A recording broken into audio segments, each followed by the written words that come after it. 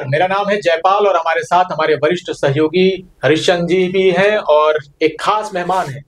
मायावती सरकार में कैबिनेट मंत्री रहे, वित्त मंत्रालय का कार्यकाल इनके जिम्मे ही था और उस वक्त क्या कुछ हुआ ये भी बात करेंगे। लेकिन अभी तात्कालिक मुद्दों पर जो कुछ हो रहा है और बीएसपी के संगठन में अभी क्या कुछ घट रहा है ये भी बताएंगे।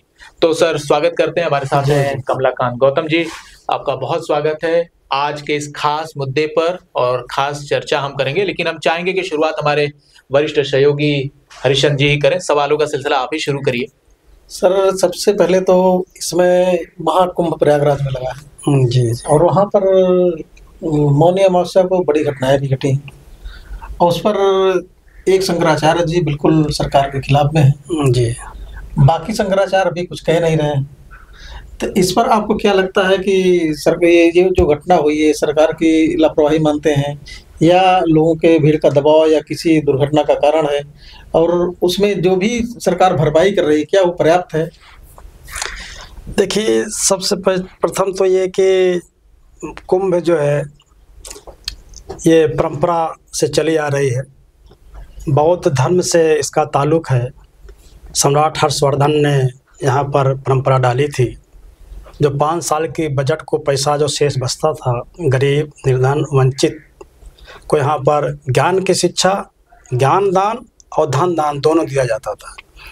इसी परंपरा को चलते चलते अब जो आज की घटना आपने देख रहे हैं, अब पूर्व घटना जो घटी थी या घट रही थी या घटी है, ये एक अंधविश्वास और आडंबर और अवैज्ञानिक बातों को लेकर और अति विश्वास में जो सरकार की ओर से ये ऐलान किया गया कि अति सुरक्षा है, हर प्रकार की किसी प्रकार की दिक्कत नहीं है और सारे लोग आए। यहाँ तक कि माघ मेले में न्योता बांटा जा रहा था, बड़े बड़े वीआईपी को न्योता बांटा जा रहा था। समाचारों के माध्यम से हम लोग ये भी पढ़ा था कि वीआईपी के 5-5 रूम भी बनाए गए हैं, एक 5 स्टार टाइप का।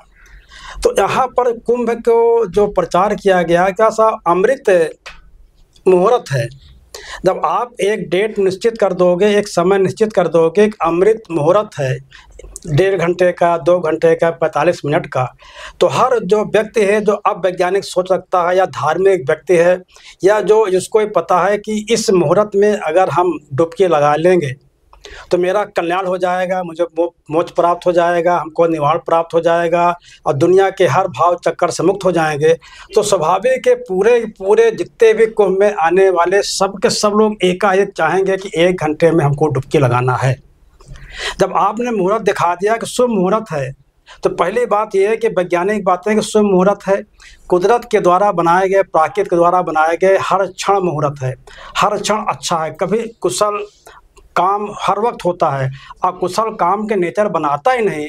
जब 1 घंटे के लिए आपने कुशल बना दिया, मुहूर्त बनाया, तो एक बार के भीड़ का जो ज्वाला फैली कि हमको 1 बजे रात या 2 बजे रात से चालू होना है, तो स्वाभाविक कितना कंट्रोल कैसे कर पाएंगे। आपको कंट्रोल करने के पहले व्यवस्था बनाना चाहिए। जो आज ये घोषणा कर रहे हैं कि साहब आप जहाँ भी रहिए, जिस जगह रहिए आप स्नान कर लीजिए, वही चीज़ आपको मालूम होना चाहिए। जब आप बता रहे हैं कि 45 करोड़ आएंगे, आप बता रहे हैं कि इस पर्व में 3 करोड़ आएंगे, इस पर्व में 4 करोड़ आएंगे, तो आपकी व्यवस्था पहले करनी चाहिए। आपकी व्यवस्था के कमी की वजह से जो दुर्घटना घटी है, आज ये भुक्तभोगी हैं। आप इनके व्यक्तिगत रूप से जाकर पूछिए, इनके परिवार से पूछिए, इनसे दुखी परिवार पूछिए, तो लोग सरकार के प्रति नफरत पैदा कर दिया है जी। लेकिन गौतम साहब, इसी से जुड़ा हुआ सवाल ये है कि जिस तरीके का रवैया सरकार का है जी, मायावती की सरकार होती, अखिलेश यादव की सरकार होती, क्या जिम्मेदारी तय नहीं होती अधिकारियों की? क्या सरकार जिस तरह का रवैया अपना रही है कि काउंटिंग करने में 16-17 घंटे लग गए, अभी तक लाशों का जो आंकड़ा है वो सही नहीं आ पाया, 1500 से ज्यादा लोग मिसिंग बताए जा रहे हैं, लोग अभी भटक रहे हैं अस्पतालों के बाहर, आपकी सरकार होती या अखिलेश यादव की सरकार होती तब भी क्या यही स्थिति होती? देखिए, सरकार किसी को रहे इससे कोई लेना देना नहीं है, व्यवस्था कैसे की गई लेना देना इस क्या है। जब आपको पता है कि प्रयाग स्थान पर जहाँ पर संगम का नोज बनाया था, जहाँ मेन चीज़ है, यहाँ से आपने बताया कि इस पर्व में 4 करोड़ आएंगे, तो अगर एक स्थान पर, निश्चित स्थान पर जो 4 करोड़ आप कहते हो साहब मुहूर्त है, और संगम में मुहूर्त मिलेगा, चार जहाँ पर नदियों का मेल है, जहाँ पर नदियों का संगम है, ये एक दायरा होता है इसका। इस दायरे में जब आप मुहूर्त घोषित कर दिए कि साहब इतने बजे से इतने बजे तक कि शुभ काम होगा, तो स्वाभाविक होगा कि सबका, चाहे छोटा हो बड़ा हो, एक अधिकारी हो कर्मचारी हो नेता हो जितने भी हो, या वीआईपी भी घुस गए थे, वीआईपी लोग सारे के सारे जब एक ही घंटे में 4 करोड़ या 2 करोड़ इकट्ठे होंगे, स्वाभाविक होगा ये तो आपके पूर्व सूचना होना चाहिए, आपको पूर्व मालूम होना चाहिए। कार्रवाई किस पर होनी चाहिए? नहीं भाई, जवाबदेही सरकार को होती है भाई। सरकार जो धन की व्यवस्था करती है पब्लिक देती है, धन तो पैसा देता, हमारा है आपका पैसा है, जो गरीब आदमी का पैसा है, आपने धन की व्यवस्था किया, धन के व्यवस्था में सरकार द्वारा आपने लिया, धन में हजारों करोड़ रुपये आपने लगाया, लेकिन आपके सूझबूझ ठीक नहीं थी। अगर आपके सूझबूझ होती कि हमको इतने लोगों को 1 घंटे में स्नान कराना है, जब आपने मुहूर्त बताते हैं भाई, टीवी के माध्यम से, मीडिया के माध्यम से सुना कि एक अधिकारी बोल रहा भाई उठो उठो जल्दी दर्शन कर लो, उठो जल्दी मुहूर्त निकलने वाली है, अमृत का पान कर लो, तो स्वाभाविक भगदड़ नहीं बचेगी। तो आपको पहले सोचना चाहिए, इस अधिकारी के खिलाफ पूछना चाहिए भाई तुमने ऐसा क्यों ऐलान किया। जब आप मीडिया में बोल रहे हो तो बोलने क्या तरीका था, ये अपने आप लोग नहाते। अब तक कोई कार्रवाई नहीं हुई है, इससे आपको लगता है कि निष्पक्ष? नहीं देखिए, कार्रवाई आप जानते हो कि भाई माननीय हमारे योगी जी ने 16 या 17 घंटे के बाद ही बताया, और बताते साहब के 27 से 100 कैमरे ऐसे लगाए गए थे कि 1-1 इंच की खबर दी जा सकती है, AI बेस्ड जो बताया जा, सरकार ने लगाए कि साहब 1-1 इंच की खबर दी जा सकती है। आपने 17 घंटे में आपने 30 आदमी क्यों ढूंढ पाए? जब आप बता रहे हो साहब 3 करोड़ आया, 2 करोड़ आया, 3 करोड़ आया, बता रहे हो 1-1 घंटे का आप रिपोर्ट दे रहे हो, तो आप 17 घंटे क्यों लगा? मेरा ये सवाल है कि आपने बताया 30 लोगों के से घटना घटी, ये बताइए कि कितने लोग लापता हैं। तो लापता लोगों के अगर आप पता नहीं लगा पा रहे, लगभग 5-6 दिन हो गया, तो लापता लोग को अगर आप पता नहीं लगा सकते तो जनता क्या मानेगी? जनता मानेगी कि लापता वाले लापता कर दिया गया है, ये जनता मानेगी? सर सवाल ये से है कि इस घटना के लिए सरकार जो मेले के आयोजन में मदद किया, पैसा लगाया, अपनी फोर्स लगाई, व्यवस्था की, ये मेला मूलतः तो हर्षवर्धन जी ने शुरू किया था, तो मेला तो किसी सरकार ने शुरू नहीं किया था जी। और उसके बाद निरंतर मेला होता चला आ रहा है, और मेला ये हमेशा मठ के शंकराचार्य जी लोग, सारे लोग हमेशा आते हैं जाते हैं, तो इनके पास अपने कैडर होते हैं, स्वयंसेवक होते हैं, और उनको सारी जानकारियां होती है कहाँ क्या हो रहा है क्या नहीं हो रहा है। सरकार तो जो भी मदद करती है वो एडिशनल मदद करती है, तो सरकार में कोई घटना होती है, तो इसलिए सरकार इस घटना के लिए कितनी जिम्मेदार है और क्यों जिम्मेदार है? देखिए, सरकार भी जिम्मेदार है, यहाँ पर जो मठ है, पुजारी, बड़े बड़े पुजारी ये भी जिम्मेदार हैं। इनको तो आपने वीआईपी कल्चर दे दिया ना, माघ मेले के अगल बगल आप बड़े बड़े आपने सिविल डाल दिया है, बड़े बड़े आपने कमरे बना दिए हैं, तमाम प्रकार के मनोरंजन और ये धार्मिक स्थल काम करने बना दिया, आधा तो आपने साधुओं को दे दिया है, जगह कहाँ बचेगी? और दूसरी चीज़ आपने जो सम्राट अशोक ये हरदन की बात करते हैं, हर्षन शाह की बात करते हैं, इनका मूर्ति को आज तक कोई लगाया कौन, हटवाया कौन? राजा हर्षवर्धन जी की मूर्ति को जो चौराहे पर लगी थी, इसको हटाने वाला कौन है, लगवाने वाले कौन है?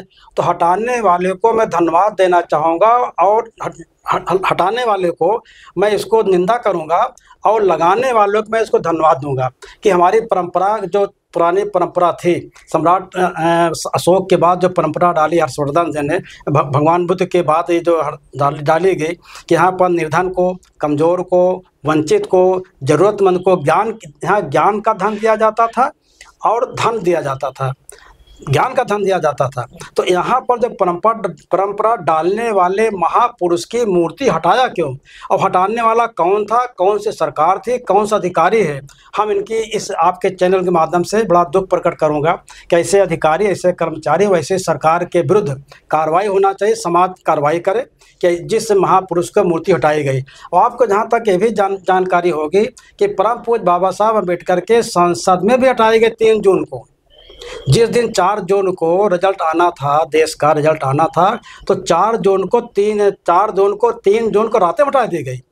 मूर्ति हटाने का या महापुरुषों की मूर्ति लगवाने वाला कौन था, मूर्ति हटवाने वाला कौन था, इसको जनता देखना चाहिए और जनता इसको जवाब देना चाहिए, वोट के माध्यम से इसको जवाब देना चाहिए। इसमें जितने लोग मारे गए उस पे धीरेन्द्र कृष्ण शास्त्री हैं बागेश्वर धाम के, वो कह रहे हैं कि मोक्ष मिल गया सबको, क्योंकि गंगा के किनारे मरना ये सौभाग्य की बात होती है। इस पर आपकी राय क्या है? नहीं तो मैं तो इनको जो आजकल मैं समझता हूँ नाबालिग की, इनकी भाषा तो नाबालिग की थी, बालिग हो गए हो कि इनकी भाषा नाबालिग थी।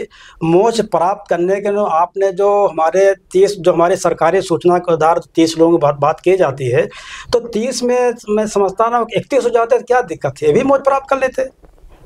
एक अभी मैं देख रहा था कोई शंकराचार्य ने कहा कि भाई आ जाए इनको मैं ढकेल दूं, ये भी मोक्ष प्राप्त कर ले, 31 हो जाते।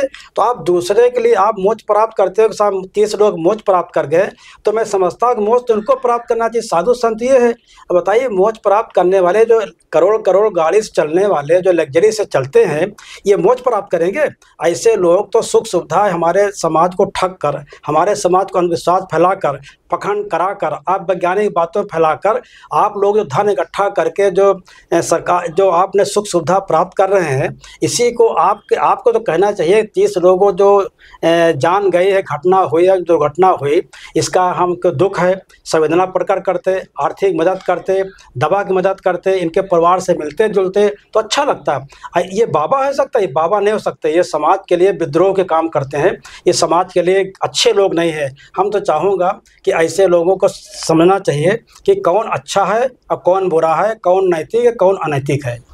सर आपका ये कहना है कि 2013 में भी 144 साल के बाद कुंभ आया था, 2025 में भी 144 के बाद कुंभ आया है, तो आपका ये कहना है कि जो मौनी अमावस्या के दिन कुछ मिनट के लिए कहा गया कि अमृत बरस रहा है, कोई बताते ना मीडिया इस अमृत को अगर बंटवारा कर 4-5 दिनों में बंटवारा कर दिया जाता तो ये घटना नहीं होती। बिल्कुल बिल्कुल बिल्कुल होती। भाई आपने 1 लाख को आप 4 भाग विभाजित कर दे, 25-25 हजार हो जाएंगे। तो आप चिल्ला रहे हो कि साहब आप जहाँ पर हो यहीं पर स्नान कर लो, यही चीज आपको पहले करना, क्या आपको अवगत नहीं थे कितनी भीड़ होगी? आपने मुहूर्त निकाल दिया, आपने पेपर में मीडिया प्रचार कर दिया कि साहब मुहूर्त इतने बजे से इतने बजे, 1 घंटे या 1.5 घंटे या 45 मिनट का। तो आप ये भी कहते हो संगम स्नान करिए, संगम स्नान करिए। आप संगम में संगम स्नान करने की बात करते हो, मुहूर्त की भी समय निर्धारित करते हो मीडिया के माध्यम से, और तमाम लाखों करोड़ रुपया बर्बाद कर रहे हैं मीडिया के माध्यम से। तो आपको क्या इतना नॉलेज नहीं था? सरकार को नॉलेज नहीं था, अधिकारियों को नॉलेज नहीं था, जिन अधिकारियों को बैठाया गया और इनको नॉलेज नहीं था कि एकाएक जब आदमी एकाएक करोड़ आदमी एक ही जगह पर कूदेगा तो क्या हालत होगी। तो हम तो कहना चाहूँगा इन अधिकारियों को, अल्प बुद्धि के लोग थे जो हमारे जो बेचारे लोग गए थे, ये जो साथी लोग धर्म के आस्था का जो पुराने गए थे, आस्था पुराने परंपरा को पुनरावृत्ति करने गए थे, ये तो बड़ी दुखद है। और मैं तो कुदरत से, नेचर से प्रार्थना करूँगा कि इनके परिवार को सहन करते शक्ति मिले और इन लोगों को ढूंढा जाए। जो 1500 मीडिया में रहा कि 1500 से 2000 लोग लापता हैं, तो लापता वाले कहाँ गए? 1 हफ्ता तो हो गया, लगभग 1 हफ्ता होने जा रहा, ये लापता वाले कहाँ गए? अगर लापता वाले का आप ढूंढ को नहीं पेश करते तो इसके मतलब हुआ कि 30 में आपको प्लस कर देना पड़ेगा, और नहीं आपने प्लस कर, जनता जान रही, आप भी जान रहे, मैं भी जान रहा, पूरे लोग जान रहे, शासन प्रशासन सब जान रहा। अब दूसरी चीज़ है, जब आपने अधिकारियों को आपने बैठा दिया, तमाम IAS बैठाया, तमाम PCS बैठाया, 30-35 हज़ार पुलिस वालों को बैठाया, क्या आपके पर विश्वास नहीं है कि आप दूसरे दिन तीसरे दिन हो करते हुए गाड़ियां लेके 25-25 काफले लेकर कूद रहे हैं आप? जब कोई भी VIP जाता है, चाहे मुख्यमंत्री हो, चाहे DM CM हो, चाहे PM हो, चाहे राष्ट्रपति हो, चाहे उपराष्ट्रपति हो, चाहे प्रधानमंत्री हो, जब कोई जाएगा तो 12 घंटा पहले और 12 घंटे बाद में अस्त व्यस्त हो जाता है। तो आपने 24 घंटे अस्त व्यस्त करने में, अभी जो 28-29 तारीख का जो स्नान था, इसी बीच में हमारे बड़े नेता भी आए थे, मैं नाम नहीं लेना चाहूँगा, आप लोग सब जानते, बड़े नेता है, इनको जल कीड़ा करा रहे थे। आप इनको जल कीड़ा करा रहे हैं। अब साधु लोग, अरे भाई साधु लोग को जल में खुद हमारे मंत्री को छोड़ना चाहिए, इनके चरण छूना चाहिए, इनको बंधन करना चाहिए। ये साधु लोग एक जो है मंत्री को, बहुत बड़ा मंत्री जो है देश का मंत्री, इसके जल छोड़ रहे हैं। ये बड़ी अजीब बात है, हमको नहीं समझ आता ये साधु बड़ा है कि मंत्री बड़ा है। धर्म के आधार पर ये आप लोग को कल्पना सोचना चाहिए, बताना भी चाहिए, स्पष्ट करना चाहिए कि धर्म बड़ा है या साधु बड़ा है या मंत्री बड़ा है। मंत्री को खुद इस साधुओं को, शंकराचार्यों को, ये जो इनको चरण छूना चाहिए, इनको बंदगी करना चाहिए, इनसे आशीर्वाद लेना चाहिए। ये बड़े बड़े साधु जो जटाउद्धार कर रहे हैं, इनको पानी छोड़ रहे हैं, जल क्यों कर रहे हैं? क्या साहब, क्या लोग, क्या मैं सब आप वैज्ञानिक बातें।